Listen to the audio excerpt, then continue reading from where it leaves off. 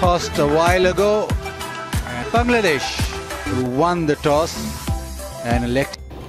Out হয়ে ফিরছেন শান মাসুদ। পাকিস্তানি এই ব্যাটার মানতেই পারছেন না তিনি আউট হয়েছেন। দুই আম্পায়ারের সঙ্গে দ্বন্দ্বে জড়িয়ে যান আউট হওয়ার পর, অথচ পরিষ্কার আউট ছিল। অনফিল্ড দুই আম্পায়ারকে ভুয়া প্রমাণ করে দিয়েছেন বাংলাদেশের অধিনায়ক নাজমুল হোসেন শান্ত। নাজমুল হোসেন শান্তর চমৎকার রিভিউতে বাংলাদেশ পেয়েছে নিজেদের দ্বিতীয় উইকেটের দেখা। শরীফুল ইসলামের ওভারের তখন বোলিং চলছিল, শরীফুলের ডেলিভারি কাট করতে চেয়েছিলেন পাকিস্তানি এই তারকা। এ সময় তার ব্যাট স্পর্শ করে বল চলে যায় লিটন দাসের গ্লাভসে। তখন আম্পায়ারের কাছে জোরালো আবেদন জানালেও আম্পায়ার বাংলাদেশি ক্রিকেটারদের আবেদনে সাড়া দেননি। রিভিউ নিতে দেরি করেননি বাংলাদেশের অধিনায়ক নাজমুল হোসেন শান্ত।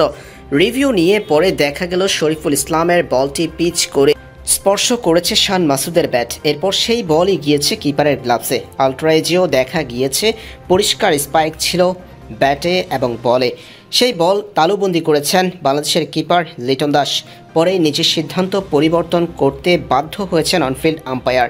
বাংলাদেশ পেয়ে গেল নিজেদের দ্বিতীয় উইকেটের দেখা। অনফিল্ড আম্পায়ারকে মাঠে ভুল প্রমাণ করে দিয়েছেন বাংলাদেশের অধিনায়ক নাজমুল হোসেন শান্ত। নাজমুল হোসেন শান্তর চমৎকার রিভিউতে বাংলাদেশ পেয়েছে নিজেদের দ্বিতীয় উইকেটের দেখা।